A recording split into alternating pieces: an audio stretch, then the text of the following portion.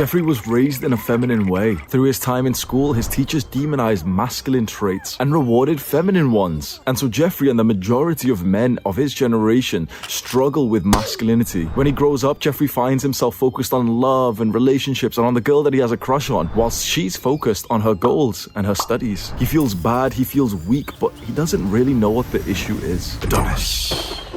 Adonis is the ultimate masculine man. That means that Adonis's mind is always on his mission, his purpose, and his work. Adonis thinks about his mission, women think about Adonis, and Jeffrey thinks about women. Figure out where you want to be in this equation. This video may be like the father that you never had. You've never been taught how to be a man. Your time in the education system conditioned you to be more of a pushover, weak and feminine, submissive, always waiting for the authority figure to tell you what to do. Perhaps you've never even had a father figure. Maybe he wasn't in the home or he was always in work. And most certainly you have not been surrounded by a tribe of men who have put you through a rite of passage. Rites of passages were how boys became men, and we do not have those these days. What does all of this lead to? A generation of soft, weak men. We can't even call them men. Guys. A weak man-child who procrastinates from his work because he doesn't feel like doing his work, or he doesn't feel like studying, or he doesn't feel like going to the gym, so he simply doesn't do those things. He masturbates whilst wishing that he could just get girls, but he's just struggling and he feels lonely. You've always heard of this word purpose, but you've never really been sure if you have it or not. How do you find it? This video will show you. What you've clicked on is not another normal YouTube video. I'm not going to try and sell you some Dollar Shave Club product or some like Lumen fucking skincare product halfway through this video. This is a full guide to masculinity, a guide on becoming a man, the kind of conversation that your father should have had with you. For that reason, this video deserves your full attention. Your attention span is fucked, and that's a major reason of why you struggle in life. Don't keep scrolling to the comments. Don't check your phone. Don't click on other tabs and start looking at the suggested videos. If you really want this video to change your life, if you really want to become more masculine and get all of the rewards, so many rewards that come from this journey, you need to give this your full attention, your full focus. Your focus deteriorates heavily if you try and multitask. Listening to this video whilst doing some work, this video deserves your full attention because it will change your life. You already know what life's like already when you're not that masculine. You feel weak, you feel feminine, you feel like a pushover. You're always a little bit envious, even though you've never wanted to admit it, and it sounds cringe to say this. You've always been a little bit envious of those alpha male personality types. You see those guys, that guy, you know who I'm talking about. You have one particularly in your mind. You see that guy attracting the girl that you want. You see that guy doing well in his business and his studies, and you wish you could become a little bit more like him, driven, focused on his goals, disciplined, and yet you spend most of your time with your feminine energy obsessing about girls who don't even think about you back. And that's exactly what being more masculine and following this guide will get you. You'll start focusing more on your work, your mission, and your goals, and with that you will become the most successful of your entire life. You'll make more money in your business or your career, or you'll start getting higher grades in school. Because your masculine drive is finally being harnessed, you'll feel accomplished because of all these good things that you're doing. You will notice a significant increase in how much girls are attracted to you after you follow this guide. And the interesting thing is that it will feel nice, but you just won't care anywhere near as much as you thought you would. And that's a powerful place to be. That's abundance. That's what we want. It's time to begin this guide and your journey to becoming a man. And we need to first find out how masculine you are right now. I must tell you that this is an actionable video. Do not half-ass this video. There's going to be times when I'm going to ask you to pause the video and do something in real life to follow along if you really want this guide to help you. Follow along to every step that I say, because if you don't, if you have this bullshit little pussy excuse of like, oh, well, you know, I'll do it in a few minutes. Oh, you know, he's telling me to do something, but I'm a little bit tired. I can't find that thing, or I can't do that thing just yet. So, you know, I'll keep watching the rest of the video. Then maybe I'll come back. No, this video will only change your life if you follow along with me with every step possible. So do this right now. Go get a piece of paper and a pen. And if you don't have those things in your house, I will link a whiteboard service. You need something that you can draw on. So I will link like a whiteboard website that you can like draw, you know, on the screen on your computer. But best case scenario, just go get a piece of paper and a pen. Pause this video up until you go get that. Right in front of you, right here, right now, should be a piece of paper and a pen or something that you can draw on. Or like some whiteboard online website that I will link in the description if you want to use that. Now draw a long rectangle bar. Write the letter F on the left side of this bar, and then write the letter M on the right side of this bar. F stands for feminine. M stands for masculine. Now, in a second, I'm going to ask you to draw a line on where you think you are in this spectrum between feminine and masculine energy. But first, let me just explain what they are. The more you push over to the F, the feminine side, the more that you're obsessed with love. You'll be submissive, thinking about relationships or the girl that you're in love with. You'll fall in love really quickly. You'll feel quite anxious and almost neurotically like thinking and checking up on the person that you're currently in love with. And you'll have a desire to feel fulfilled. Now, the more we push onto the M side, the masculine side, the more that you'll be obsessed with work, goals, mission, purpose. You'll be thinking about your career or your studies, what task to do next. You'll literally be going about your day, whether you're having a shower, you've just woken up, and you'll be thinking about work and studies. You'll be dominant and stoic, and you'll have a desire to feel free. Now, first, what I want you to do is look at this bar. On the left side is feminine, on the right side is masculine, and of course, the more that you push out to the extreme ends means the more you are that thing, and the more that you come into the middle means that you're more of like a mix in between masculine and feminine energy. I want you first to draw like a little star on where you want to be in this spectrum. What is your goal energy? Draw a star there, and then draw a line of where you think you are right now. It's very interesting. If you imagine the results of this little practice that we've just done with everyone who's watched this video on YouTube and all of the young men who have taken this practice, imagine you could like fly up into the air and see every young man who has done this practice, and you could see their pieces of paper. What do you think the results would be of this? You would see an entire generation of men wishing that they could be more masculine. Their star would be more on the masculine side than their line. It's very interesting, isn't it? It's almost a universal desire for guys to want to become men. This is a huge problem, but we're here today to fix that. First, let me tell you my story with my own masculine and feminine energy. Now, you can skip this section if you don't want to hear my story and you want to go straight to the practices and the education. You can do that. But I think it might be valuable to just sit through, hear my story. It'll probably be like a little bit enjoyable and relatable. And chances are, if you can relate to my story, you'll be able to take the advice that I give you later on far more than if you don't even know me or trust me. So if we rewind 10 years. I'm 25 right now. Well, let's say when I'm 14, 15 years old. I now realize how feminine I was. I didn't at the time. You know, when you're 14 years old, it's not really something you're sat there thinking, am I masculine or feminine? But I realized a lot of the issues that I had came down to me being so totally in my feminine energy. One of the huge problems, which was quite chaotic in my household, was that I wasn't performing well in school. I couldn't focus, and I barely even wanted to. Now, of course, I wanted to get good grades and everything, but like, I didn't even want to do work. I wasn't waking up thinking, oh, let me study, let me get good grades. I was waking up, and what do you think I was thinking about? I was waking up, and the first thing that I would think about was the girl that I currently had a crush on. And of course, you go through a bunch of crushes when you're young and stuff. So I'd be obsessing over this one girl. I'd wake up and think about her straight away. I'd be brushing my teeth almost thinking about her, or, every now and then thinking about something else. Go to school, and if I was in the same class as her, I'd just be like awkwardly just darting my eyes towards her, thinking about her instead of thinking about the lesson and what we're supposed to be studying right now. I was almost never in my masculine energy, which meant that I was never focused on work. And alongside that, being in your feminine, especially for a guy, it's deeply unattractive. Here I am obsessing over this girl who doesn't even know that I have a crush on her, and I'm like anxiously just thinking about her, checking her Facebook status. This is when people actually use Facebook. It's not attractive. Now, a feminine woman's anxiousness, she always thinks about the guy that she's into. That's quite attractive as a guy. If you imagine this as a man, it'd feel kind of nice to think that the girl that you're into is thinking about you quite often. That's kind of attractive. But on the other way around, it's not. Most women don't want to know that you're thinking about them all day. It's unattractive to women. And so, of course, when I'm in my feminine energy when I was younger and I'm like totally obsessed over this girl, do you think I ever attracted the girl that I had a crush on? And this happened crush after crush after crush. And I remember this one particular girl in college,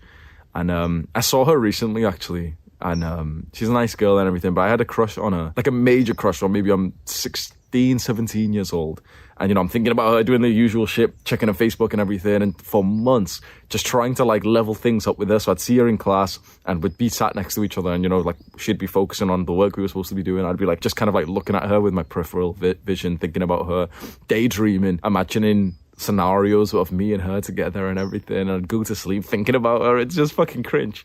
And then one day I check Facebook, and all I see is like her name is in a relationship with this guy, some guy. Do it was actually that moment where something clicked for me, and I thought, okay, clearly, I've been doing this for years of like having a crush on a girl and never really speaking to them and being really shy. Something clicked, and I was like, you know what, it's clearly not working. It's never worked for my entire life, this sort of method that I have to try and attract the girl that I want, which is, to stay silent and silently observe them and just be fucking nervous around them and anxiously think about them. And so I started taking other things more seriously. Instead of obsessing over girls, I went through, a bit of that sort of, not hateful energy, but the more of like, fuck girls, I don't even care about girls anyway, I'm just gonna like focus on going to the gym. And interestingly, that's exactly what worked. When I had other things to focus on, like for example the gym, making new friends, partying, I automatically started to attract more girls. But things weren't better like straight away. So as I'm getting older, let's say I'm 18, 19, 20, 21 years old, and I'm having sex, I'm getting into relationships. Pretty much most of the relationships that I got into we're quite depolarized. Now, you're going to learn what the term depolarized means, but I'll give you a very brief explanation. Depolarized just kind of means that we aren't on either end of the spectrum, and instead we're in this like gray androgynous zone in the middle. So what we'd like to be, or at least for me personally, maybe for you, I'd like to be way more on the masculine side and then meet a girl who's way more on the feminine side. But when you're way more near the middle, you bring some masculine traits and some feminine traits, and she's way more near the middle. You're depolarized, and I'll explain the very dire consequences of being in a relationship where you're both closer to the middle rather than the extreme ends. And trust me when I say, I would probably guess that about 90, 95, 99% of relationships, at least in my country, are depolarized. Chances are, if you're in a relationship right now, it's depolarized, even though, you know, it sounds hateful. Chances are the next relationship you get into will be depolarized. It will be with a woman who brings so much more masculine energy that she's closer to the middle, and you bring so much more feminine energy that you're closer to the middle. We'll go over that a lot more. But one of the very interesting things I learned about this, which is gonna kind of upset you and make you feel a little bit insecure, is that people who are depolarized will never have an extremely feisty sex life. These will never be the couples who will, for example, argue and then just fall to the floor, just fucking straight away. These will never be the couples who will fuck for literally an hour, 2 hours straight, absolute dominance all across the room, that the lampshade just fucking falling off the lamp. Whilst you could argue, well, you know, this is where I am and it's authentic for me to be here. Chances are you probably want a life that's more on this side, and you probably want a woman who's more on this side. And so at least for me, when I was 18, 19, 20 years old and getting into relationships, I was just always near here. I had some masculine traits, you know, I was going to the gym and eventually I started boxing, and I was thinking about more of my, you know, my male friends and partying, so I had like some kind of mission objective. But I was bringing a lot of feminine traits. I was also just obsessively thinking about girls, really valuing love. And the girls that I was with, naturally, because I was in university for this time, were quite masculine. They were quite like goal and study orientated. Now that can, of course, be a good thing, but there's a variety of issues that stem from this kind of depolarized relationship. But what's very interesting, and this is okay, I want to tell you something about me.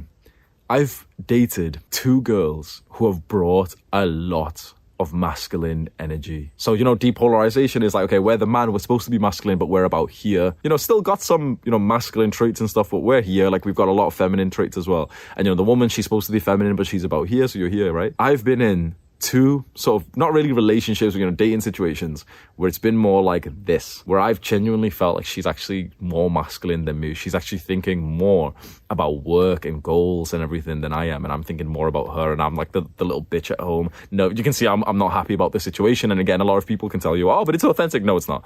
Bro, the majority of men don't want to be in this situation. Let me tell you from my personal experience, the first girl that I was in this situation with who was more masculine than I was, she was very beautiful. I hooked up with her in university. Like, I went on a night out, then saw her and everything. She was so attractive that I had so much like social validation for being the guy that I was sleeping with her. Literally, if I was with her in the club, guys would come, oh my god, bro, she's so fit and everything. It's a little bit disrespectful if a guy coming to say that, but even my friends as well will be messaging, oh my god, you know, she's so attractive and everything. And so I had that level of social validation. Okay, she was by then the most attractive girl that I had been with. I'm just gonna tell you the fucking truth, alright? I struggled to get hard with her. Honestly, imagine being with the most attractive girl of your life by this point. So maybe I'm 20 years old, and imagine not being able to get hard with her. And you know, at the time I thought, oh yeah, because, you know, I just feel really shy and stuff because she's so attractive.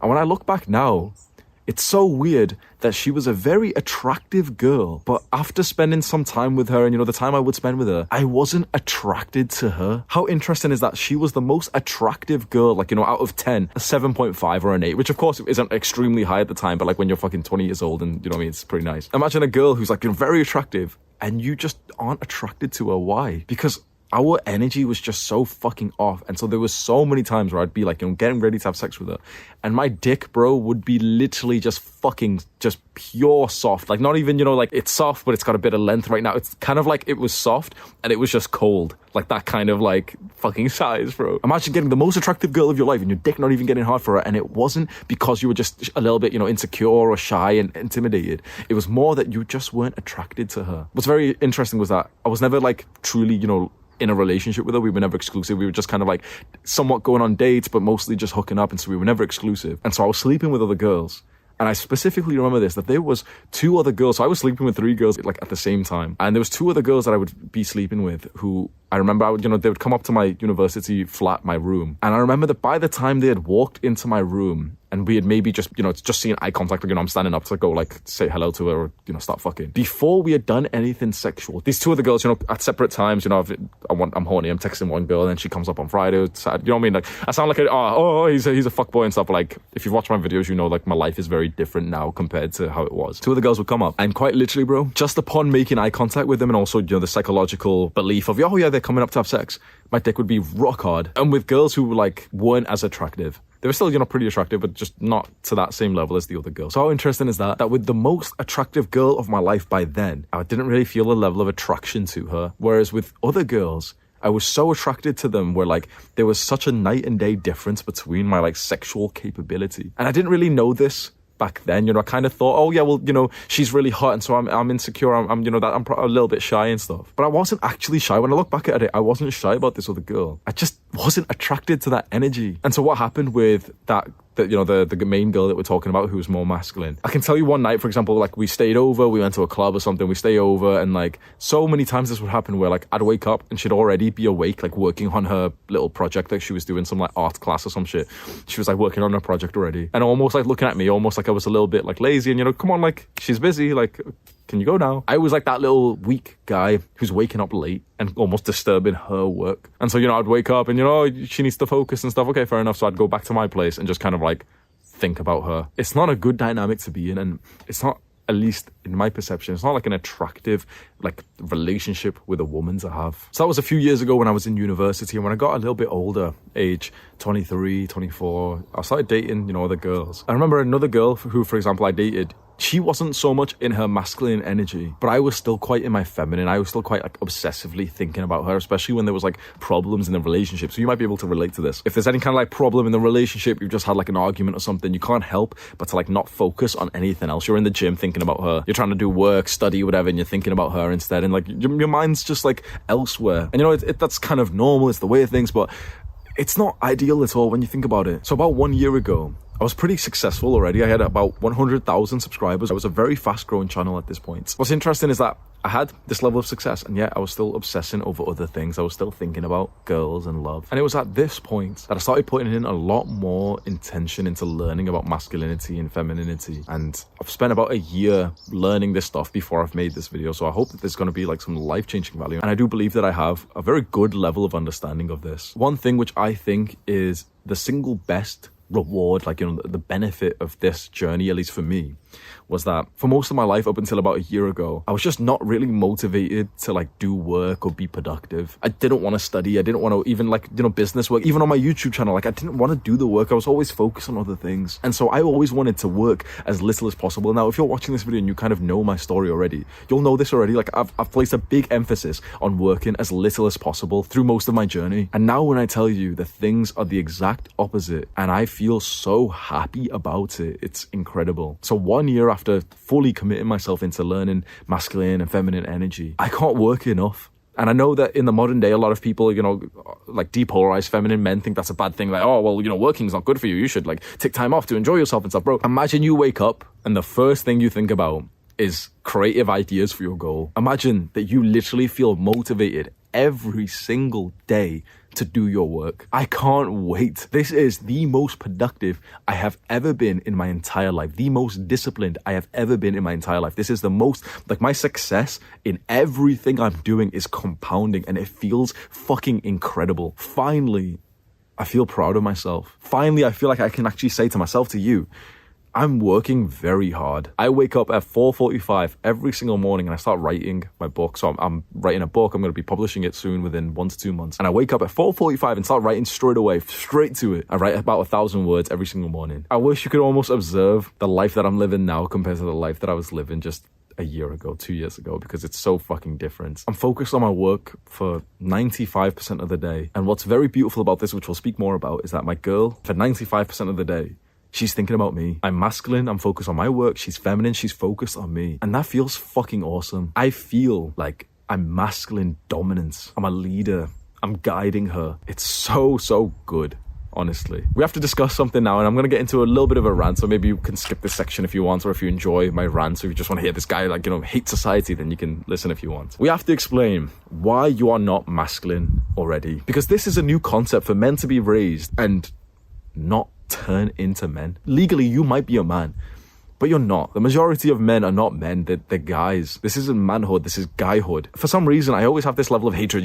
Guys are weak. But then I started to ask myself why. And I realized it's not necessarily a guy's fault that he's weak and he's feminine. Now, of course, as men, we should take responsibility for our actions. But if you've been raised in a certain way which has led you to this point, is it really your fault, or is there an enemy at hand? And forgive me for sounding crazy, but there is an enemy, and there is a war on masculinity. There absolutely is a war on masculinity and testosterone. From the moment of birth, you are conditioned. You are conditioned to be weak and feminine and submissive. You enter the school system as a legal requirement. And what's very interesting is our perception of school, it has to be a little bit positive because, education's really important. But you don't really learn that much in school. You aren't taught important things that you actually need to be a good, functioning human being. All of school is just a big act of conditioning for you to be submissive and to follow the instructions of the authority figure, so that as soon as you turn 18 or whatever age it is in your country, you're ready to enter the workforce as a submissive pawn in the game of like some big corporation. You've got to either love or hate what I'm saying here. And whether you agree with it or not, you feel the consequences of it. You are not even a quarter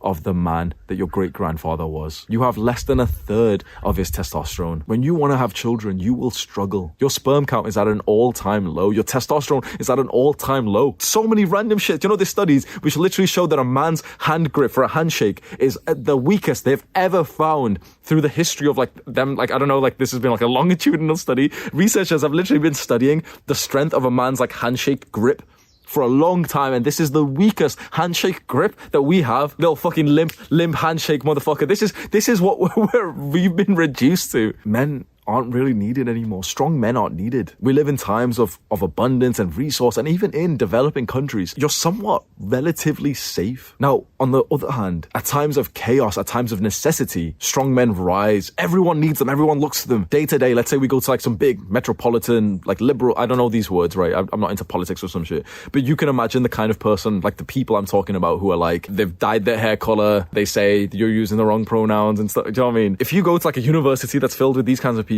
and you're a strong man, a man with high levels of testosterone, more like an alpha male kind of character, they're not going to respect you. He's a misogynist. They'll say these things about you, he's weak and he's a sexist and let's cancel him and shit, right? You're not needed. Let's just imagine a scenario in which you are needed. You're in the same situation, the same environment. An enemy walks in, a gunman walks in, a threat occurs. Who's everyone's eyes gonna dart to solve the problem? The big strong man. You see, you aren't needed until you are. And at that point, people are expecting you to do the work. And this isn't even to say the raw subconscious attraction from women. Now, women generally in Western countries, they are quite depolarized now. They bring in quite a lot of masculine traits, and we'll discuss this in detail soon. They bring in masculine traits because they have to. They're pushed into the education system just like you are. They're fed this sort of narrative of the you go girl, boss girl mentality. And so they're quite masculine. But even then, a woman's raw subconscious primal sexual attraction will always be for the masculine man. And so whilst you've been conditioned to be, don't be masculine, don't be strong, don't be a misogynist, don't be dominant, don't be, patriarchal, you've been conditioned to be more and more feminine. And you've been told, this is good, be a good boy, be a good boy. The women that you want are fucking a guy who's way over here. You failed this test. Do you understand that this was all a test? Do you understand that the little boys who were raised with good, strong father figures, these little boys who naturally just had higher levels of testosterone, they were amused by this test. You could probably imagine one of those boys right now. Imagine a boy in primary school or high school that the teacher told him to be more feminine, sit down and be quiet. He almost laughed at her, and he was quite disruptive. Now, of course, this boy's probably a little bit stupid, and he's probably broke in jail or something right now. But that was a boy, a male, a man who didn't fail this test. You almost had to be this disruptive boy who probably had autism or ADHD. One of those disruptive boys who always got into trouble and always laughed and swore at the teacher and stuff. He didn't succumb to the pressure of acting more feminine. He found that silly. We listened to those words of advice from perhaps well-meaning authority figures, teachers, the media, and we fell for that test. We fell for the test of giving up our masculinity for thinking, everyone's telling me to be more feminine. Think about the media, think about the conditioning, the brainwashing that you've been into. If you think about the shows that you used to watch or the movies that you see nowadays, what do you see? Generally, if it's a show or a movie about a family, generally, the wife is this strong, really strong, resourceful woman. She not only looks after the kids, but she also like works, and she even looks after the husband. And the husband, the father, is a bumbling idiot. This is how men and fathers are portrayed in the media. The husband and the father is always like an idiot. He's always just feminine, he's thinking about the woman and stuff, he always keeps making these mistakes, and then the super mom comes in and she'll fix the day. And then sometimes, just sometimes, you can probably visualize this right now, sometimes the media, in movies and TV shows and cartoons and all this shit that's literally conditioning your brain, sometimes they will show a strong, masculine father figure, but under what light will they show him? Well, he's patriarchal, and he's gross, and he's too disciplined, and he's too aggressive, and he's made out to be a bad guy who eventually like messes up and somewhat embarrasses himself. So this is that dynamic you see in the movie where there's a strong man and he messes up and he gets like dethroned by the little nerd with the skinny neck who ends up becoming like a superhero and like looks up to his dad and says, oh no, this is the conditioning that you've been through. And you may think right now, oh well, that's just movies, that's just, you know, TV shows. But everything that you see, especially at a young age, deeply influences the kind of man or guy that you become. And if you followed along with me through this video so far, and you drew that little bar that we spoke about, and you put your line of where you are right now closer to the middle, then you can see that the result of everything that you were raised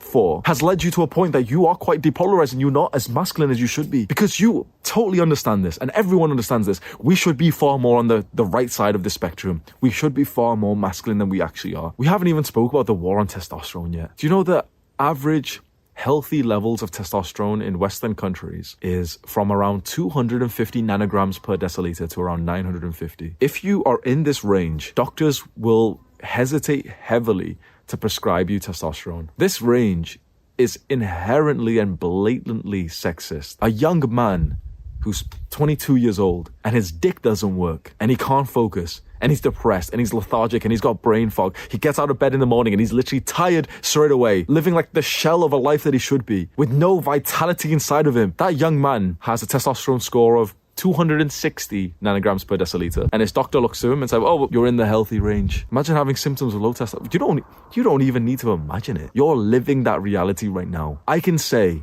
with certainty that the man watching this right now, like you, have low testosterone. Now, you might fit into this healthy range, this average range, but if you fit into the average levels of today, that means that your testosterone levels are actually below average of what they should be in the history of mankind. I said this before, and people scrutinized me, these fucking nerds. But if you're in the average range, then you're average. No, because the average range is like a modern day societal construct. If you're in the average, let's say the right middle, 500 nanograms per deciliter, your great grandfather had 2 to 3 times that. If we put you alongside one of those men, they would look like a different species. So by now, after just watching me rant for a few minutes, you either think I'm totally crazy and I'm delusional and I'm dangerous to society, or maybe, just maybe, you're starting to realize that, oh yeah, it does sound really crazy. It does sound kind of dangerous. And he is kind of weird, but he's got a nice beard. And he's wearing a bathrobe, so I can trust it. You're probably by now thinking like, shit, there seems to be some truth into what this guy on YouTube is saying. You already knew, okay, my testosterone's gonna be lower than what it should be. You already knew that, yeah, I'm not that extremely masculine and stuff. But when we ask the question why, which is always important, ask why, it starts to sound quite like a conspiracy theory, like a crazy guy would be talking about, there's a war on testosterone, like the fucking doomsdayer with like the big billboard, like, they're trying to kill our sperm cells, and ding, ding, ding, ding. It sounds fucking crazy what I'm saying. Can you think of another explanation? Honestly, like, if you can think of another explanation, please, like,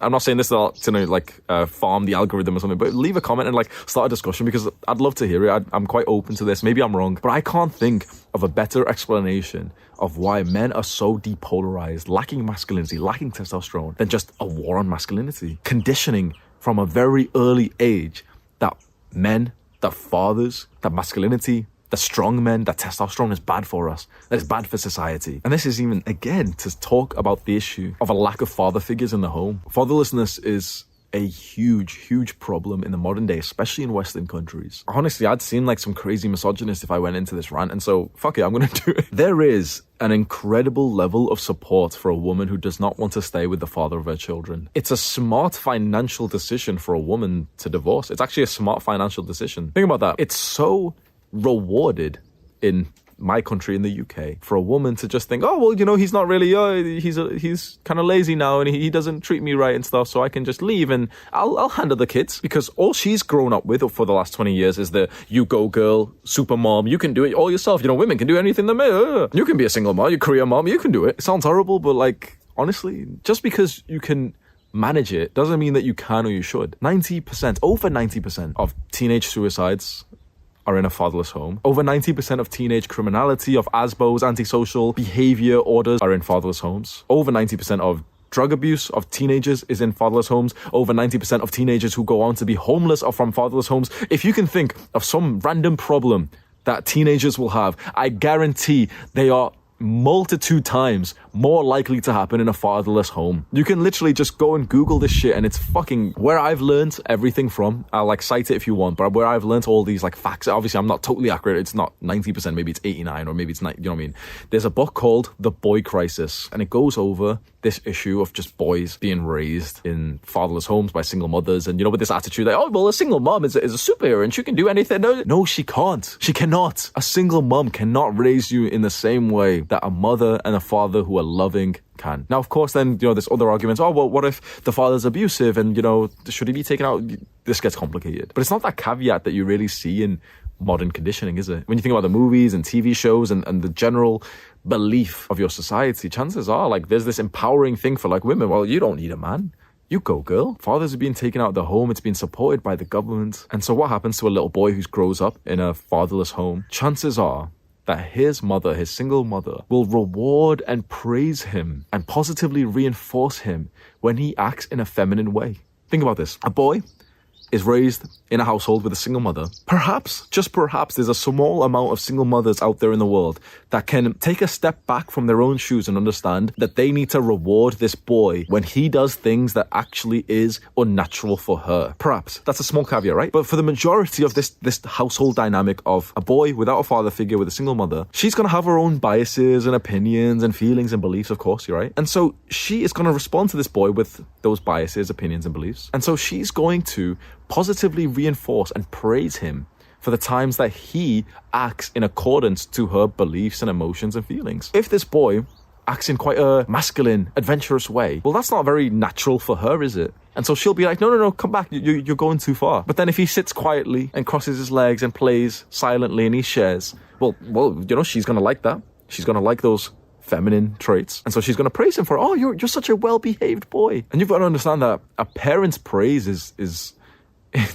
that's how you became the person you are today. So if you think back to that bar and the line that you drew and you see where that line is exactly where you put it because you were praised to act like this. You were praised to act more feminine. If you had a strong father figure in the house, he would have praised you only when you acted strong and masculine. So you go out on your bikes and you're being competitive with your friends and you fall over, your dad would have said like, oh, that, you know, you went so fast. What's your mom gonna say? What's your single mom? She's gonna run, oh my God, you're bleeding, never do that again, never go that fast again. And that's just a very simple, fast example that a guy in a bathrobe can come up with. And I want you to imagine the very vast, huge amount of opportunities for praising or punishing behaviors that would go on in a child's life over years and years and years. And then imagine, well, he's raised in a single mother household. He's going to be punished when he acts in a way that she doesn't like, which potentially would be in masculine ways. And he's going to be praised and rewarded when he does act in ways that she likes, which probably would be in feminine ways. You've been conditioned in your own home. You've been conditioned in school. You've been conditioned when you watch movies and TV shows. You've been conditioned everywhere to be more feminine than you should be. Am I crazy? Maybe. But again, if there is someone with a better argument than this, I would love to hear it, but I can't think of any other reason why we are struggling with masculinity today. So we understand we are at an uphill battle, you and I, because we're going up against 20 years, 30 years, however old you are, conditioning. That's a lot. What's interesting and what gives us hope is that aligning yourself to the natural energy that you should have and being more authentic, you know, you're supposed to be more masculine, so we're going to make you more masculine. It actually counteracts years of the inauthentic living that you've had so far. How interesting is that? Let's say you could be feminine, little pussy boy for 20 years of your life. With just about 1 year, maybe 6 months of training to be more masculine, you'll counteract most of that. Think about that just for a second of how could this work? How could you counteract so many years of your life with such a short period of self-improvement of focusing on being more masculine? Because this is how you're supposed to be. For all of your life, you've been swimming upstream, being pushed, but it's just constantly swimming upstream with so much friction. But finally, we're going to turn you around and make you swim alongside the stream. And you're going to find that it just feels so natural, so right. The fact that you've sat through and listened to all of this demonstrates at least your interest in the things that I'm saying. And you're probably relating to a lot of the things that we spoke about so far. Inside of you right now, if there is a feeling of injustice, if there is a feeling of like this gut pain that you've been wrong, that your life should have been so different than what it is today, then you know that you've clicked on the right video. So let's now discuss how you can become more masculine. And the most practical, no BS way to do this is to first find and discover your purpose and mission, and then set goals and obsess over those goals. And we're going to break this down. I'm going to walk you along the process with me, and there's going to be an actionable step in this section of this guide. So do this right now. In the description of this video on YouTube, I've linked a Notion template which you can use to set your goals. Scroll down to that link and click on it right now, and then come back to this video. When you click on that link, you should see a page just like this. And I'm going to walk you through the exact process that I personally use to set and obsess over goals. And this process, not only has it created massive amounts of success for me personally in my own life, but it's also just made me so much more masculine. I'm just going to explain to you why goal setting makes you more masculine. It's the single most practical thing that you have complete control over that will make you more masculine. Why? Because like we said, the masculine energy is all about making progress. Inside of you is this natural desire to make progress, either to ejaculation to impregnate a woman, or to develop yourself to get to the point where you can do that. We have inside of us a core desire, which is to make progress to some kind of meaningful work. And so you need to figure out, what is this meaningful work, this mission, this purpose for yourself? And so I have some journaling prompts that you can do right now as an actionable step that will help you to discover things like your mission, your purpose, and then your goals. And then very shortly, we'll actually go through the goal setting procedure. Okay, so here are 3 journaling prompts that you should do right away. So you should ask yourself these questions and journal the answer either on a piece of paper or on some document on your computer. Number 1. What stage of the Maslow's hierarchy of needs do I need to fulfill? The hierarchy of needs is a pyramid. It's a concept made by the psychologist Abraham Maslow, and it's all about the fundamental desires that we have as humans. And I think it's incredibly important to figuring out where you are in life. The bottom level of this pyramid are all the essential things that we need to survive, like breathing, drinking water, eating food, excreting. Every level above that is another desire that creates a well, meaningful, fulfilling life for us. What's very interesting that I've noticed, which might help you with your answer to this question, is that your mind will ruminate on the need that you're currently stuck on. So let's say, for example, you're extremely thirsty. Your thoughts are going to be based on drinking water. But of course, let's say if all your essential survival necessities are taken care of. For the majority of men, even though the majority of guys don't want to admit this, the need, the desire that they're stuck on is that of sex and love. Their mind ruminates on sex and love. That's the desire that they need right now. It's very important for you to be totally authentic and honest with this journaling prompt that you should do right now. Which stage of Maslow's hierarchy of need do I currently need to fulfill? What does your mind ruminate on? And just write down the answer, and it just be very interesting, because I think the majority of guys who answer this question truthfully would say sex. And I think a fair amount of guys would also say social connection. These are fundamental desires, and sure, you can, with a sense of motivation and discipline, look past them to, focus on something else. And, the sort of modern day, oh, I don't need girls, oh, you focus on yourself, king. You feel a lot more free when you've fulfilled a desire, a need on this pyramid. And so it's just very interesting to figure out where you are, because this will really help you with your goal setting. Because I could rant about this separately, man, but I am a big advocate of just being totally open and authentic and just saying yep, I want a girlfriend. Yep, I'm going to set some goals based on being able to have sex, because that's something that my mind is ruminating on, and it's something that would fulfill me. A lot of people disagree with this, and there's that whole modern narrative of oh yeah, we don't need women, and then women say this as well, oh, we don't need men, Both groups are just lonely as fuck. So you can choose, but I personally think that if your mind is ruminating on a need in this pyramid, it would be of your best interest to fulfill that need and to set a goal based on that. The second journaling prompt to ask yourself and to answer right now is, what is some work that I can do that will help my tribe? And the answer to this question may help you find your purpose. What is some work that you can do to help other people that you care about, a group that you care about? First, you need to kind of figure out who is even in your tribe. Is it just your family and your friends? Is there some kind of community that you're a part of? Have you created almost like a social movement like you see before you right now? Who is in your tribe, and what can you do to help them? You see, in the modern day, so many men are lacking masculinity and this sense of being connected with our tribe, that we only think about ourselves. One of the best things that you can do is to have a self-transcending purpose, and that simply just means to have like a reason why you're doing something which is bigger than you. Self-transcending means bigger than you, and purpose is kind of like the reason, the because of the action that you're taking. What is the purpose of your life? Why do you do what you do? Why is your life important? How can the work that you do help someone that you care about? Because in the end, that's really the only important thing. It's not even about the money, the rewards, the girls, anything like this. In the end, it all just comes down to, were you a good member in your tribe? It's very important for you to just take a minute right now and first answer the initial question: who is in my tribe? What is my tribe? And then to ask yourself, okay, what is work that I could do to help them? For me, my tribe, even in high school, it always felt like my tribe was other guys who were struggling with the same problems as me. My mind would almost automatically teach what I had just learned to like an imaginary young man in my own mind. Does that make sense? So I would learn something, let's say about fitness or about dieting, and it's like my mind would just be like teaching it to itself, pretending itself was like a separate guy. And so you can see that YouTube was like the perfect work for me to get into. And now my tribe that I'm trying to help with this self-transcending purpose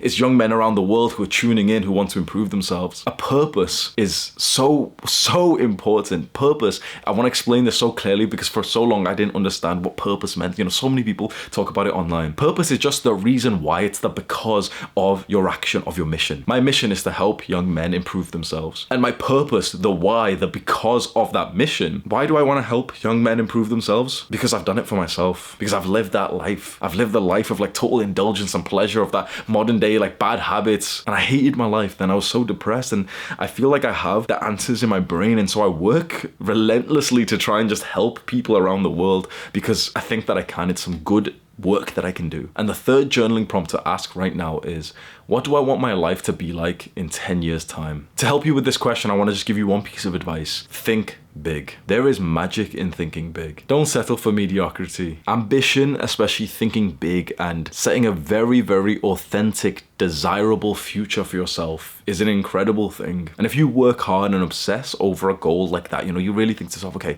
I'm 22 right now. What would be the best life that I could have at 32 years old? And you start to write that down and you start to visualize it and you start to like work towards it, and you know, we'll set some goals regarding this together. You make some incredible progress, and it's all about where you set that goal. Do you know, for the majority of goals that I've set, I've had people say, nope, that's crazy, it's impossible. And yet I'm here. It's so easy for your own brain to be like the naysayer in this. And so this is a very important question to ask yourself. How far does your own mind think that you can go? How big is your brain thinking when it thought about this journaling prompt of like, where do you want to be in 10 years from now? And also take some time to really consider some very important things. Do you want to be a father 10 years from now? Chances are, if you're watching this 10 years from now, you probably will be. And so what do you want life to be like then? I can't really give you advice on this because this is all based on, you know, your own desires, the kind of life that you want, the life that you think is best for your future children and your family. But the majority of men don't really think about a question like this. They just kind of think what they're going to eat for dinner today. That's as far as their thinking really goes. But a man who thinks in decades is dangerous. And that's a quote from a man that I really respect, Chris Sturmsley, otherwise known as First Man. Men who think in decades are dangerous. So those 3 journaling prompts should give you some kind of idea on the goals that you should set. So now if you look back to that goal setting template that I got you to click on, start to fill out some of those boxes. What is a goal that you want to achieve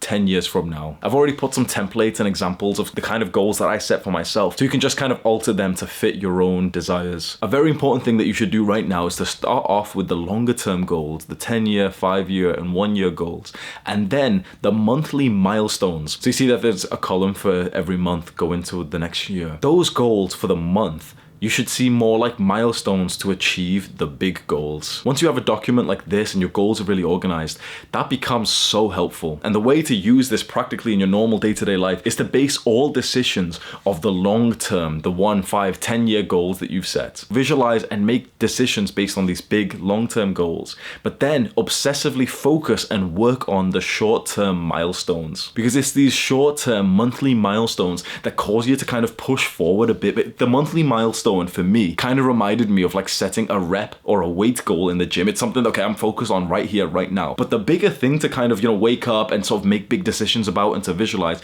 is like the end of year goal, 5 years from now. So it's very important that you have this divide between monthly milestone goals, which you obsessively work towards, and then these long-term yearly goals, which you make decisions based on. Once you finish this goal page and you've added in all the details that you want and you feel like you need, obsess over it. This is one of the most important things that I do. And if you want to take something from me, make it this.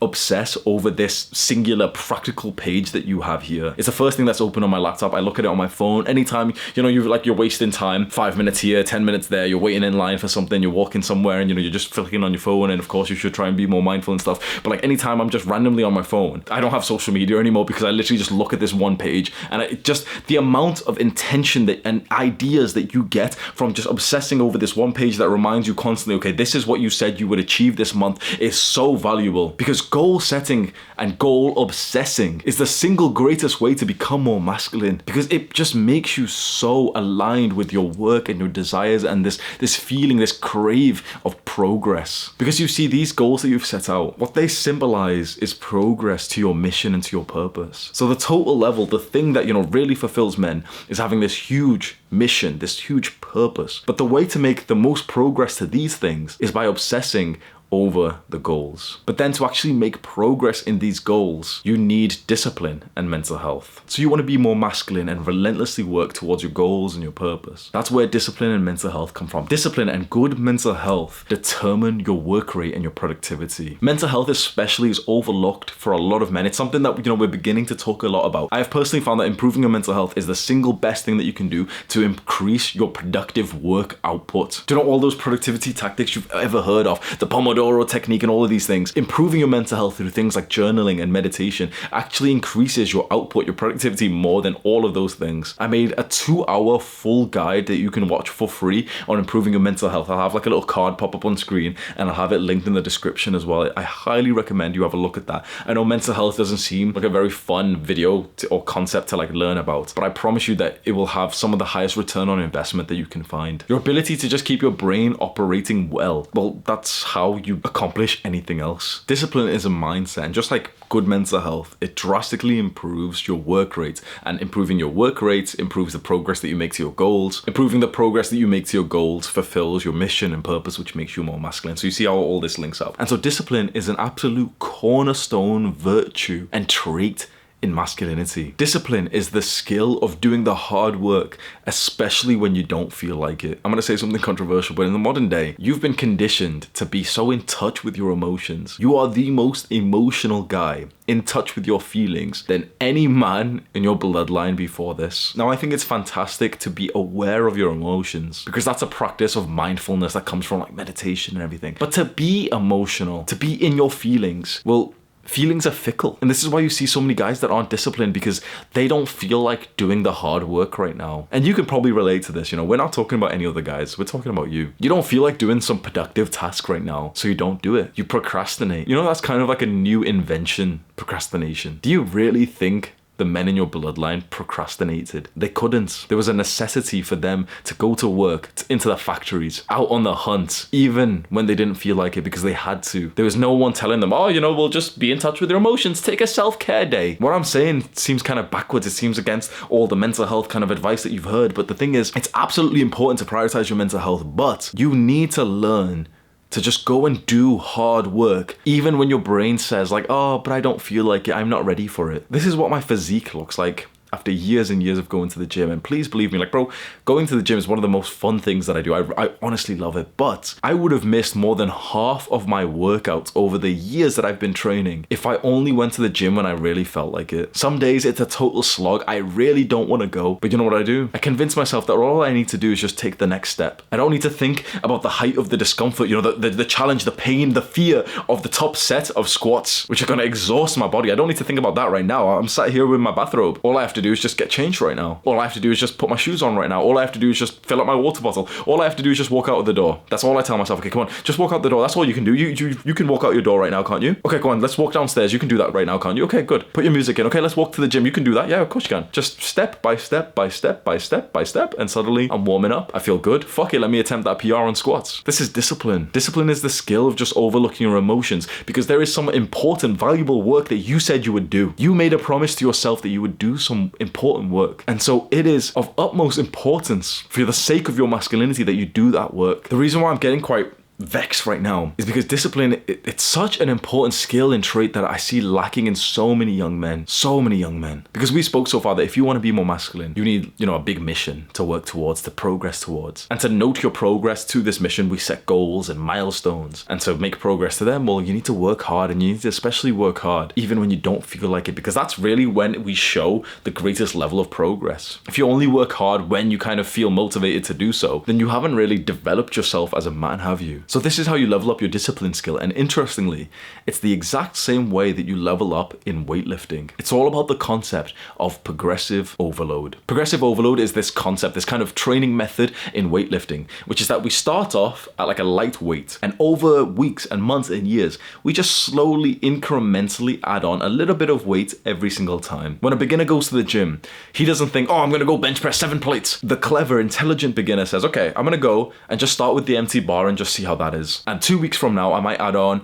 5 kg either side of the bar, maybe 10 kg. 6 months from now, a year from now, I might even have 20 kg either side of the bar. And 3 years from now, it might even be 40 kg either side of the bar. And that's 100 kg for the total weight. We increase whatever we do incrementally. That's progressive overload. And discipline is the exact same thing. You need to progressively overload your discipline. What's very interesting about discipline is that discipline actually cures, and this is controversial as fuck, but discipline cures depression. Depression is simply just a reduction in your progressive overload of life. You've just reduced how much you're able to do of life. You used to be able to, go out and go to work and study and just be a normal person, and now you feel like that's just too hard to do. You've just reset your progressive overload, and so all you've got to do is just progressively overload back up. So it's a struggle doing anything more than just, lying on your bed, watching some bullshit YouTube on your phone. So progressively overload today, get out of your bed and brush your teeth. That's a big jump for some people. Where are you up to in life right now, especially in terms of the work and the progress that you're making to your goals? And then figure out the next progressive overload step to that. What is one step further that you can take today, tomorrow, next week? And then ask yourself this every single day. You just constantly want to be progressively overloading your discipline, the sacrifices that you make, the hard choices that you make, just for the rest of your life. And you know what?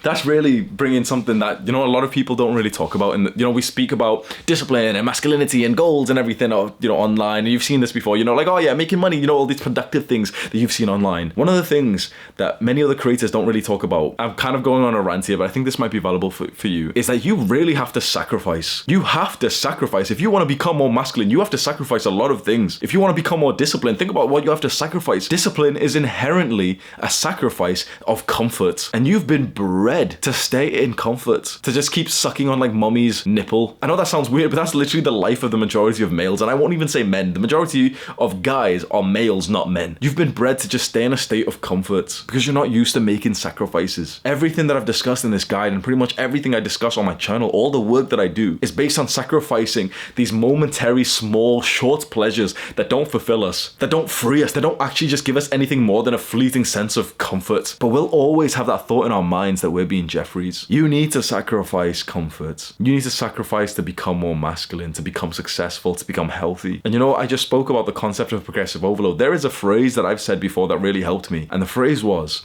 sacrifice must be progressively overloaded. Whatever you've sacrificed so far to make progress in some discipline goal, like fitness or work, fantastic. But you need to keep sacrificing. So, at first, for example, for a beginner to make progress in the gym, he's feeling really disciplined. Yeah, he's gonna go to the gym. I don't feel like going to the gym, but fuck it, I'm gonna go anyway. The sacrifice he needs to make is like 2 hours per week, 3 hours per week for the workout, and he's gonna make some gains. But a year from then, his gains slow down, and now he's gonna need to sacrifice 5 hours per week, and now he's gonna actually need to really change up some of his meals if he still wants to continue making progress. Now 2 years from then, 5 years from then, he needs to sacrifice so much more. He needs to sacrifice late nights, alcohol, shitty food. He needs to be on an optimized workout routine. The sacrifices that you make to progress to your goals must be progressively overloaded over time. If you haven't recently added more sacrifice to your life in the last month, I guarantee you're complacent. And so I have another journaling prompt for you to do right now as another actionable step of this full guide. Answer this question right now. What is another sacrifice that I can make to make even more progress to my goals? Upon thinking about the answer to this question, there's something very interesting that's going to happen to you, and this is going to be so so like literally 10 out of 10 interesting for you to follow along to right now. Be extremely aware of your mind trying to bullshit you. There will be a potential sacrifice that you could make to be more disciplined, to make more progress in your goals, which will then make you more masculine. And your brain will not want to acknowledge it because you're asking your brain to come up with ideas to sacrifice comfort. Your brain will not want to acknowledge it, but you'll just about, if you really pay attention and you stay authentic and honest, you'll just about know what it is. You'll just about think of a sacrifice that you could make, and the Jeffrey part of your brain will want to push it away. Stay so aware of this right now. You know what? I'm going to do it in front of you right now. What is another sacrifice that I could make to make even more progress to my goals? The goals that I'm talking about, I'll make it based on YouTube, specifically like work. What is another sacrifice that I can make? I need to record more. I don't record that often, and that's actually slowing down the growth of like our output and the growth of the channel. And the video editor who's editing this video right now will even tell you he's been waiting like a day, 2 days for me to send him over this clip. I don't prioritize recording because honestly it's so much friction, it's so stressful having to sit here. It's exhausting to sit here and talk for like an hour and to think of things to say. You know, of course I've got like bullet points here on my laptop, but it's the hardest part of my job is literally recording the videos. Another sacrifice that I can make to level up in my goals even more is to just record more. I didn't even want to answer that question, honestly. I didn't want to like say to you, you know, my brain started bullshit and it was like, oh no, well, if you record less, the quality might be higher. If you don't answer this question with, you know, the answer of recording, then you can just not record as often and focus on other things. The real answer to this question was me telling you, yeah, what's a sacrifice I can make? I can just shut the fuck up and record more often. The forefront of my mind, the answer that my Jeffrey brain wanted me to answer with, interestingly, it was like, oh yeah, do more podcasts and do more like easy work. Spend more time doing that kind of like laptop kind of work. But the real sacrifice would be for me to do something that I don't actually want to do, which there's more friction to, which requires more discipline, which is recording. It's the harder thing to do. What is your answer to this question? Okay, so far of this full guide, you've learned a lot about masculine traits, how to become more masculine. You've learned about polarization. You've heard my story. We've even talked about discipline and goal setting. Now for the rest of this full guide, I want to just fire off a bunch of random things that I think will help you in your journey to become more masculine. And these are going to be really interesting and really practical. And the first part of this section, which I think is very, very valuable, is semen retention. I thought for a long time, I thought things like nofap and semen retention were kind of overrated because I've been on nofap since age 18, and you know, it did change my life quite practically because I just wasn't spending hours watching porn. You know, I used to be like a normal 15-year-old, like masturbating 3 times a day, and it's been a while since I've been a wanker, so I can't really relate anymore. So nofap is okay, just no masturbation, no porn, right?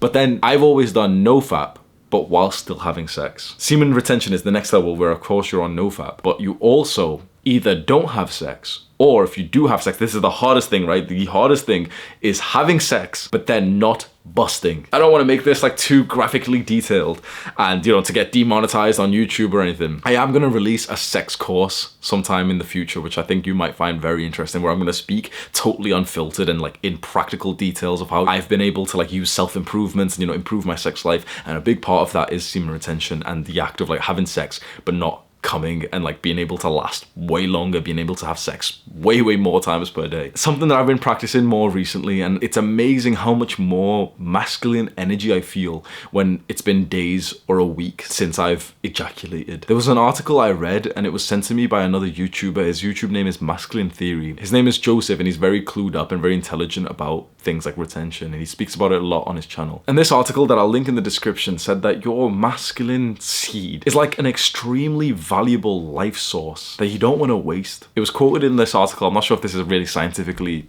you know, correct, but it does make for a really good example, that 1 drop of semen is the equivalent of 40 drops of blood. Now I want to speak in a very practical terms about retention. When I'm on retention, even when having sex, my level of masculinity goes through the roof. It seems very normal to, you know, be on nofap and then when you're having sex to just have sex and, you know, like just, you know, try and edge a little bit, to try and last as long as you can and then eventually like nut. Yeah, that's normal, right? What I've found is that if you have sex and you don't finish, or just in general, if you're not having sex, if you're not busting any nuts, you're literally just retaining completely, your ability to focus, your ability to work hard goes through the roof. And I think why this is because your brain kind of understands that 1, he's not ejaculating, so he doesn't, you know, there's no woman that he's sleeping with. And so 2, since he's not doing what's essentially a very important part of manhood, we need to pump him full of drive and masculinity and motivation and desire so that he can improve himself to level up the social hierarchy so that then he can become eligible to mate. What I found is that that after just 3 to 5 days of not busting any nuts, my drive, my masculinity goes through the fucking roof. My work rate goes through the roof. Perhaps you're watching this video, the full guide to masculinity,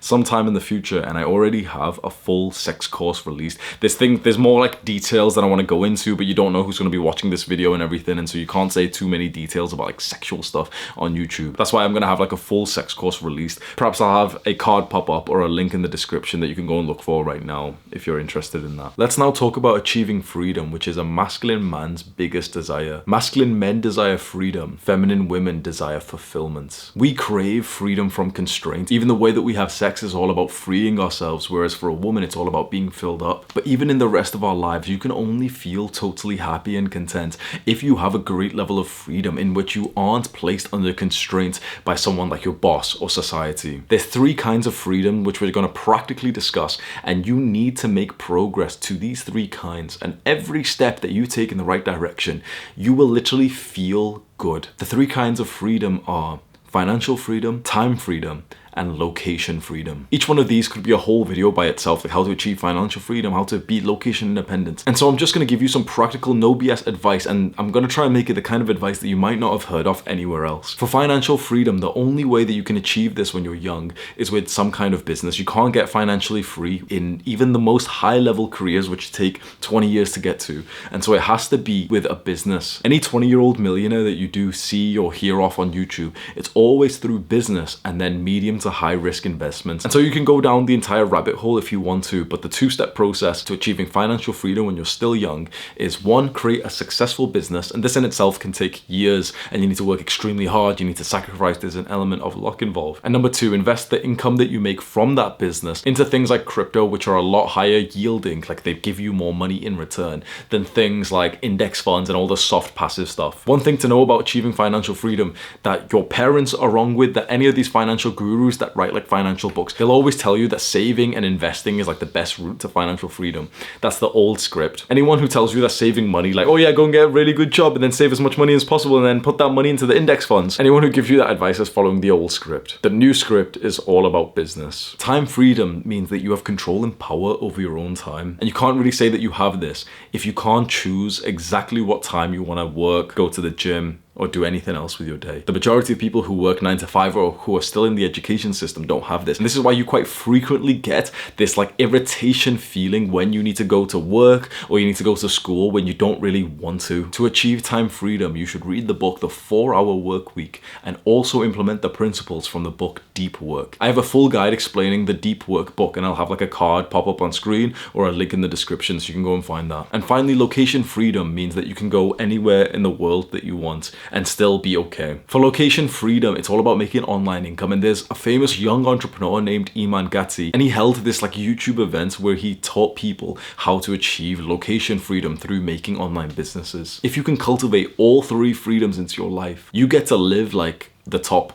1%. I've just mentioned Iman, that online entrepreneur that we spoke about. He has a free event coming up where he's going to teach people how to get the 3 freedoms, and I'm going to appear as a guest speaker. I'm going to like teach my own section in this. To learn more, scroll down to the description of this video and click on the Iman Gadzhi link, and you'll be able to sign up in advance, and you'll learn so much more about financial freedom, time freedom, and location freedom. Men need tribes, especially masculine men. And I'm going to go into another rant, so buckle your seatbelts, bro. I don't know if this is a conspiracy theory or not, but male spaces are being abolished. Male locker room talk is demonized, and any space that men gather is now seen as like potentially dangerous or hostile or full of incels. You single a man away from his tribe, he loses most of his strength. What's very interesting is that you've lived your life as kind of like an individual man. You've probably never had like a full-on real kind of tribe that your ancestors would have had. And so any level of success and strength that you feel like you have, think about this, you've literally not even experienced the life that like your ancestors would have. Imagine your ancestors, like the tribesmen, would have lived in tribes of 150, and there's like 20, 30 men of like warrior, hunter age, all keeping each other accountable. You can't be a little bitch. You can't skip out on the hunt today because you'll get called out. So like, nah, come with us. The village elders, the male elders, would have put you through a rite of passage that would have turned you officially into a man. You don't even grasp how important this is for male life because we've never experienced it before. Fuck, man. I hope you can take a few seconds to just kind of think about how much we're missing out on because we don't have like a real tribe of men around us. We're just all so individual, and you're being convinced to like, oh yeah, be friends with girls, men can be... That's sad, man. And I think, one of the reasons why my channel has become so successful is because this has been and is and will always be a space for men. You know how easy it would have been for me to sell out and start like becoming more modern and accepting of women and like, I don't know, like to be more androgynous and to start making more videos for women because they need self-improvement too and all this shit. I could have done that and maybe increased our audience count by 50%, but I won't. This is a space for men because we desperately need it, because male spaces are being taken away from us. What you see on this channel in the comments below, and especially in our Discord server, is a space for men where you can cultivate a tribe of your own. I have my Discord server linked in the description. I think there's like 70,000 young men who are in that server. We've seen so many pictures, people will literally meet up other people in the Discord server of my Discord server. They'll meet each other. Like I'm in Netherlands, someone else is in Netherlands. Oh bro, let's go do a gym workout. And we've seen so many pictures of people like, we literally met from this server. There's now another website that a mod and like his group have made from my server, which makes it very easy for you to actually find people in your country so that you can organize meetups. I'll have that linked in the description of this video, but there's no like money to be made or anything like this. You literally just click on the link and it finds out what country you're in, and then it invites you to join a Discord server that's based on your country and also like self-improvement mixed together. So you'll literally find like-minded guys who want to become more masculine, more successful, more disciplined, all congregating in this one Discord server where you can then utilize that to meet people online. And this is all totally for free. I'll have all this stuff linked in the description below under like make friends on self-improvement, because this is so important. I would not be half the man that I am today if I did not have other men in my life. And it saddens me to see young men who don't have that. Perhaps you're new to this channel and discovering me, but these videos that I produce here and like me teaching you what I know and I've learned myself, it could potentially change your life. What you see on this YouTube channel is kind of like a movement of young men who are all trying to improve ourselves. And this can be a part of your tribe. You and I, let's be honest, we're not technically friends. A lot of YouTubers will try and manipulate you and say like, oh yeah, we're friends. Hey friends. Like, they'll try and do that shit. I'll never look at you like through the camera like, oh, me and you are best friends or something. But the truth is, that quote, like you are the average of the 5 people you spend time with, which is very, very true. Well, it's more accurate now to say that you are the average of the 5 people whose content you consume. If you consume my content, you'll become more like me. It sounds cringe as fuck, but for that reason, make sure like you subscribe to this channel and click on the post notifications and click the like button and support the videos and stuff and like be active in this community, because the amount of guys who have told me that this stuff has changed their life is amazing. We've just spoke about cultivating a tribe of masculine men that you can grow alongside, but there is a part of having other men in your life that you probably aren't really just capable of right now, and that is to enjoy your friends' criticism. Masculine men criticize each other. This is so interesting. You're gonna find this interesting as fuck, eh? Masculine men criticize each other to each other's faces. If me and my friend Sam are here and I spot some kind of weakness in him, I'll look at him and tell him. Imagine why we do that. It's kind of like, okay, well, he's in my tribe. I can see this weakness. I'm going to tell him and hopefully he can take it well so that he can improve on that weakness so that the tribe strengthens and my chance of survival increases. You know what's really interesting? Feminine women don't do this. They criticize, but not to each other's faces, because for them, their survival mechanism is not based on this other woman being healthy and, improving her weaknesses. If anything, a feminine woman's survival comes from other women not doing so well. It's a very interesting dynamic, and of course, people say, oh, this is sexist, girls don't gossip and, whatever. But generally, you've always heard that kind of stereotype. Maybe you've seen it in your own life with the women in your family or your friends and the male friends. There's a chance that some of your male friends that you thought were like bullies, or some of your male family members, perhaps your father, have criticized you to your face and said like, no, you don't look good in that. Why are you so weak? Why are you such a pushover? Why are you so lazy? They've said this to you, and all this time, because we've been raised in this like little pussy feminine way, we've been thinking like, oh, well, that's so offensive. And for me personally, holy fuck, bro, my dad has done this since I was a child, and I always hated him for it, where he would point out my weaknesses, he would criticize my weaknesses, and I thought that was a bad trait in him. I was so certain it was a bad trait. Why? Think about it, it seems weird that I'm kind of insinuating that it's not a bad trait. It might even be in your mind right now, no, it is a bad trait, it is. Like, why would someone criticize? That's not nice. We have such a deep-rooted feminine upbringing that we don't even understand a core component of masculinity is criticizing and highlighting the weaknesses of the men in your tribe. Because since school, you've been raised to like be nice and not say anything like negative towards the other person, because if you do call out someone else for their weakness in this modern day, it's extremely offensive and they'll start crying and they'll be, you'll offend them and it'll hurt their feelings. And so if you hurt someone's feelings in this modern day, then you're wrong, right? If you start to make friends with more masculine men, understand and be ready for this concept that they will begin to criticize you. Like the real men who actually really, really love you and who are masculine will criticize you. They'll just bring up something like, oh bro, that doesn't look so good on you. Or like, yeah, push harder. Like, why are you doing that thing? They'll bring up stuff like this. And you really want to cultivate a brotherhood of men, a couple of guys who can speak to you so openly that they'll just look you in the eyes and tell you, here's something that's wrong with you, with the attempt to help you to improve it. And so when you do experience some kind of masculine criticism from like a man in your tribe, don't be offended. Don't get emotional. Get to work. Now, if you want to level this up, you would get my respect for this because this is difficult. Actively seek out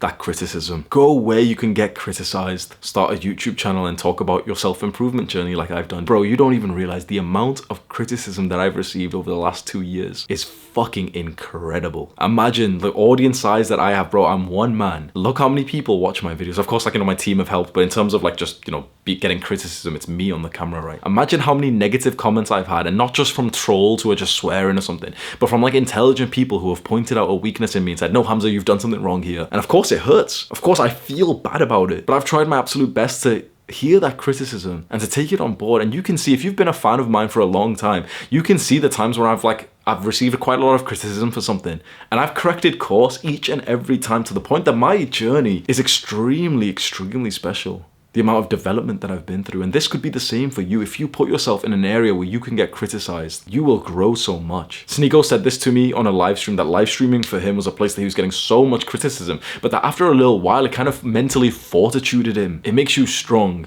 by pointing out your weaknesses. We as modern young men, we don't really have this in our lives. I didn't for so long. We stay like sheltered and safe from criticism, safe from being offended. That just leaves you blind. You need the kind of men who confidently, but in more of a loving way, will call you out on your bullshit. Now, and only now, after we've covered every other part of masculinity and friendship and self-improvement, do I want to speak about being masculine in a relationship. Because it's in my belief that you should probably wait to get into like a real serious relationship up until you're truly ready. And I think you'll only really be ready when you've already cultivated a bunch of male friends, you've worked on your purpose, your goals, your self-improvements. There are two dynamics that you could have in a relationship with a woman. The first dynamic is the incorrect dynamic, and it might be the one that you've already had previously. This is the mother-son dynamic, where she acts and thinks and behaves like the mother, and you act and think and behave like the son. The second dynamic that you could have in a relationship is, in my opinion, the right one, and that is the father-daughter dynamic. That's where you act, think, and behave like the father, and she acts, thinks, and behaves like the daughter. The overwhelming majority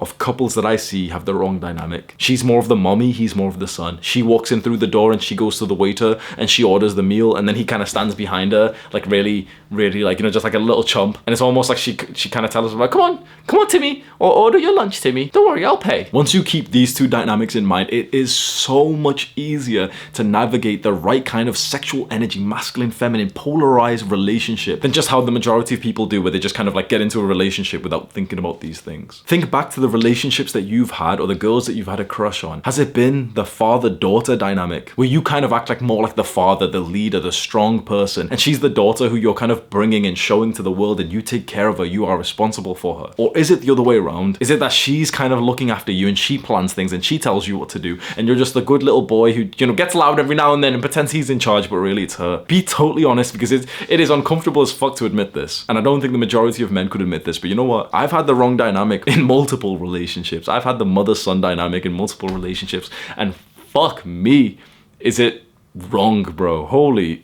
So how does the father behave? Well, he's the leader. He makes the decisions and the choices. That doesn't mean that he'll never ask his girl what she wants to do. He'll ask for her input, but in the end, it's going to be him that makes the decision. The father provides. You should have this, it's kind of cringe, but you should have this like daddy energy. You should have this father kind of energy where you're the leader, you're the one who's taking charge. You don't say to her like, oh, mommy, what do you want to eat? Oh, whatever you want. You just say, come on, get ready, we're going to this place. A lot of women who are watching this right now may say that what I'm saying is like weird, and they'll be like, oh no, I don't want like a father-daughter thing. But The overwhelming majority of women would prefer to be led in a relationship. And the women who don't want to be led, who want to lead, chances are you probably don't want to date them anyway. Whenever you find yourself getting closer and closer to a girl, just ask yourself that question: is this the father-daughter dynamic? I don't think I need to explain it much more than that. For some reason, just those two words, father-daughter, just instantly, it's like we all know what that kind of would look like in a male-female relationship. To get that kind of polarized relationship where she's thinking about you all the time and you're the most important person in her life. You know, that's the kind of dynamic that it always has for all of humanity up until the last 50 years. If you want that kind of relationship, there's some other things you're gonna have to do which a lot of guys now, when there's more requirements of you, will disagree with this video. You're gonna have to provide. And you've always heard that. Masculinity is about providing. You always heard that. But you wanna know the real practical explanation of providing. It means that you work so hard and you become so successful and wealthy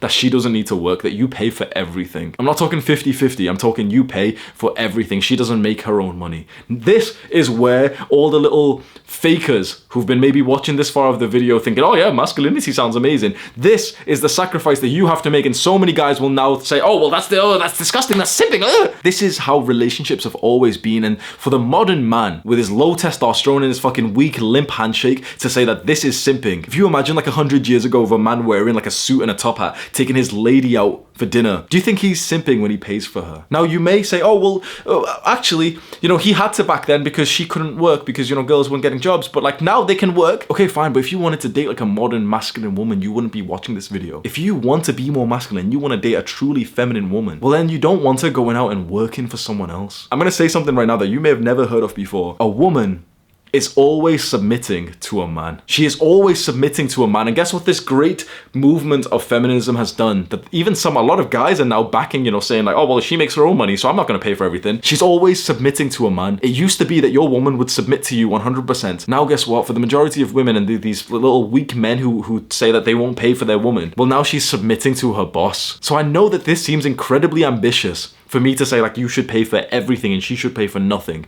And this is going to be so controversial. And this is not an easy goal to like, you know, achieve for yourself. Perhaps it is a goal that you should set, like a big ideal for you to reach to think, you know what? The best case scenario is that I am so successful that I don't need her to work, that I don't need her to bring her own money. Because if she does work, if she does bring her own money, for 8 hours of the day, she's submitting to a different male. Unacceptable. You've watched this far of this video of wanting to become more masculine, you're on self-improvement, you're working hard. Set your goal high and think, fuck it, yeah. I want to be so successful and so wealthy that like paying for her for dinner or for lunch or something, an extra $20 a day or something, I want to be able to afford that. This is like the secret sauce to a polarized relationship. Perhaps you've never really experienced real feminine energy in women before. You know, you're like the women I've described and you don't really relate to. The girls that you've had in your life are always really focused on their studies and their work and stuff, and like, you know, but at least they pay for half the bill. Perhaps you've only ever had them because you just aren't the level of man just yet where you can pay for everything. Bro, you will experience the true feminine energy inside of women when they just know that you could essentially retire them, that they don't need to work. Think about it, a woman only gets into a masculine energy out of necessity because it is unnatural for her to be masculine. So she becomes masculine because she needs to go out into the workforce. But if she kind of sees like, oh fuck,